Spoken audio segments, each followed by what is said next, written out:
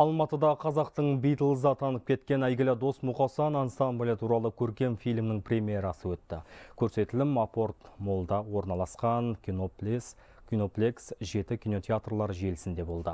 Қазақ эстрадасының төріне жарқ етіп шығып, күні бүгінге дейін сахнаның сәні болған ансамбль әндерінің барлығы тыңдарманның сүйікті композициясына айналды. Музыка саласының майталмандары туралы көркем туынды жарты жылдан аса түсірілген. Толығырақ тілші материалында.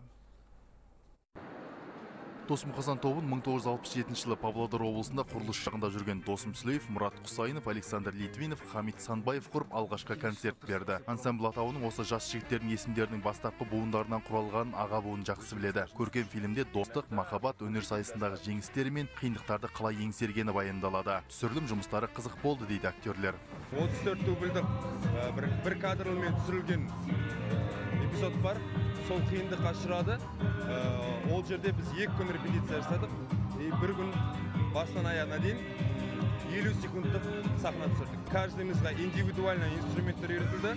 Жалпы рөлдерге Дос Мұқасан ансамбліндегі әр өнер иесінің бейнесін аша алатын, келбеті келетін жас актерлер таңдалған. Көркем туынды жарты жылдан аса түсіріліпті. Маусымдық сахналар, актерлердің музыкалық шеберлігін шыңдау, фильмнің ажарын аша түскен. Картинада өзге де танымал әншілер көрсетілген. Мысалы, ансамбльмен бірге ән айтқан Құрманай Омарова образы да бар.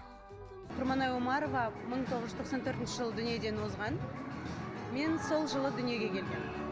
Ол мен үшін үлкен бір маған әсер қалдырды.